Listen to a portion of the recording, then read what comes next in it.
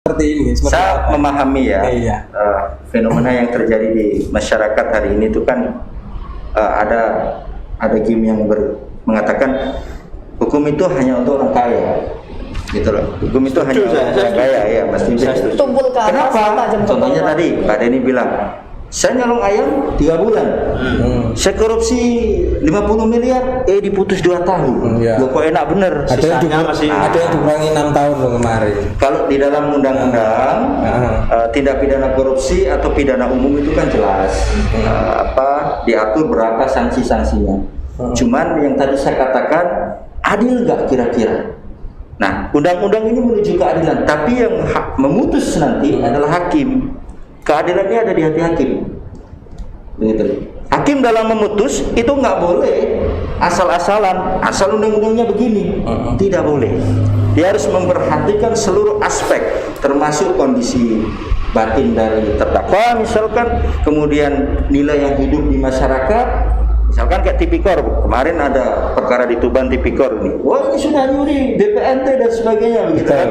Yang tahun lalu itu. Oh, yang tahun lalu itu. Nah, kemudian ini harus dihukum berat begitu. Tidak serta-merta demikian. Hakim akan mengolah itu nanti berdasarkan proses pembuktian untuk memunculkan namanya keadilan. Insya Allah begini. Kalau penegak hukum itu moralnya baik, maka dia pasti bisa memberikan keadilan sesuai dengan hati nurani. Ilmunya sudah ada, kita sudah dibekali semua. Cuman mohon maaf, memang kita tidak bisa menafikan tidak semua penegak hukum itu memegang teguh dengan ilmu yang telah dipelajarinya. Memegang teguh. Begitu. Biasanya kan Pinangki, enggak teguh. Seperti jaksa Pinangki. Iya kan? Padahal jaksa agung sudah bilang, saya tidak butuh jaksa yang asal menuntut. Kalau kalian melakukan penuntutan asal-asalan, saya pidanakan sendiri. Nah, ini kan berbanding terbalik kemudian dengan rasa keadilan yang ada di masyarakat. Kenapa jaksa Pinangki seperti itu divonis 4 tahun, sedangkan Kejaksaan Agung tidak kasasi? Nah, inilah yang menjadi pertanyaan besar kemudian untuk dikaji bagi para akademisi atau baik saya sendiri bagi penegak hukum. Itu kalau jenengan sendiri gimana itu? Soal itu. Kalau saya ketika melihat fakta di lapangan dari proses pembuktian dan sebagainya, saya mengakomodir keadilan yang ada di masyarakat ini nggak adil. Harusnya menurut saya jaksa Pinangki ini vonisnya lebih tinggi. Dan ini menjadi perbincangan di antara praktisi hukum dan akademisi hukum. Nah, untuk menekan ke sana itu kira-kira siapa yang bisa menekan agar mereka itu tidak bisa bermain mata gitu? Artinya begini, celah-celah untuk melakukan perselingkuhan hukum, bahasa saya perselingkuhan hukum ya. Itu padahal nggak pernah nikah ya. Hukum nggak pernah nikah. Makanya selingkuh. Itu dimanapun ada pertahankan hukum. Yang menjadi kunci utama kemudian untuk menekan agar celah-celah itu tidak ada dalam moralitas penegak hukum. Padahal dalam setiap institusi itu ada yang namanya pembekalan bagaimana sih menjadi moralitas, mendapatkan moral sebagai penegak hukum yang baik dan benar. Cuman lagi-lagi kenapa kemudian nilai-nilai moral ini harus diajarkan dari tingkat dasar agar manusia terutama penegak hukum nanti bisa memiliki moral yang baik. Yang jelas begini, kalau kata Profesor Sajipto Raharjo itu pencetus mazhab hukum progresif, hukum itu untuk masyarakat. Hukum itu untuk orang, bukan orang untuk hukum. Tapi yang terjadi hari ini, orang dijadikan bahan bakar untuk hukum. Padahal harusnya terbalik.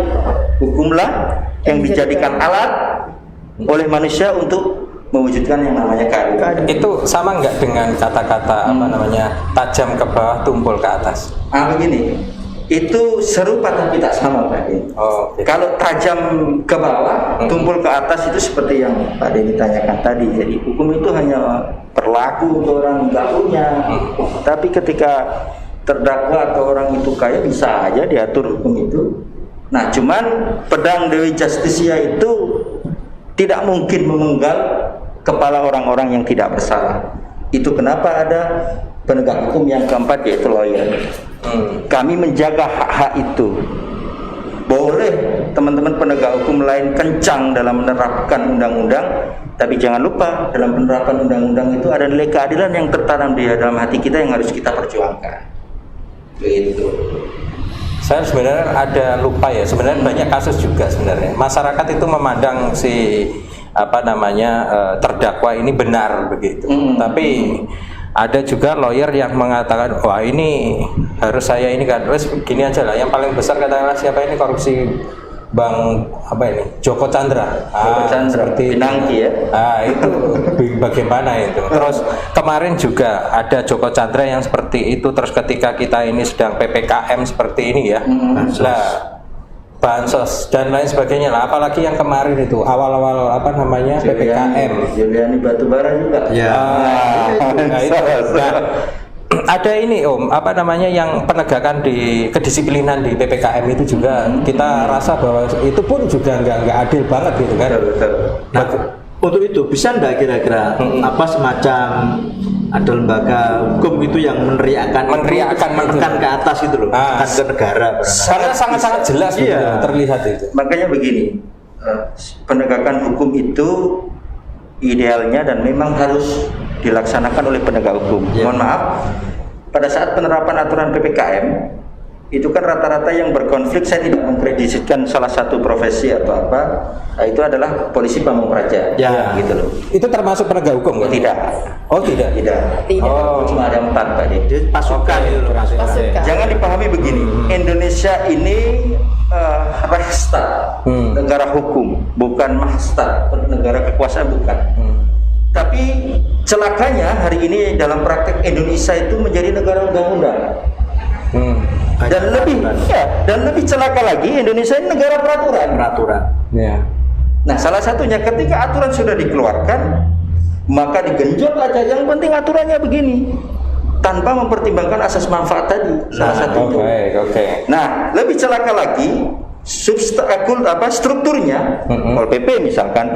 Mohon maaf, silakan Anda menegakkan aturan, tapi belajarlah dulu bagaimana menegakkan aturan itu untuk masyarakat. Artinya Satpol PP belum belajar untuk itu. Bukan belum belajar, mungkin kurang dalam belajar. Kurang belajar. Belum belajar kan ya?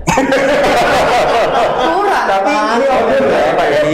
Ini oknum. Tapi saya melihat, alhamdulillah Satpol PP khususnya yang ada di Tuban atau di Indonesia di kota-kota besar itu tidak sefrontal atau bahkan tanda kutip arogan, tidak. Mungkin ada dalam penegak hukum dimanapun atau penegak perda misalkan Satpol PP itu ada pasti oknum-oknum kondisi di lapangan dan sebagainya. Namun mohon maaf, jangan selalu menjadikan kondisi di lapangan atau stressing yang sangat tinggi sebagai kambing hitam. Ya. Karena ketika saya misalkan diberikan amanah undang-undang untuk menegakkan hukum, maka segala macam hal yang ada di lapangan sudah saya persiapkan. Jangan sampai penegakan hukum itu menciderai hak-hak yang ada di masyarakat. Itu poinnya. Nah, sekarang kalau misalkan sampai ada muncul sanksi denda itu, Begini, nggak adil. Iya. Bagi masyarakat yang ekonominya lemah, yang nggak bisa makan ini, Betul. disanksi kayak gitu kan nggak adil sekali. bunga dalam hukum. nggak, disitulah letak keadilannya. Maksudnya begini, Mas Dipit. Sebenarnya secara ideal itu yang boleh mengatur sampai pidana bahkan ada yang boleh mengatur sanksi pidana itu hanya undang-undang. Peraturan pelaksana di bawahnya itu tidak boleh sebenarnya. Ini secara teoritis. Namun dalam perkembangannya banyak sekali aturan bahkan perda mengatur tentang sanksi pidana. Ini perlu dikoreksi juga.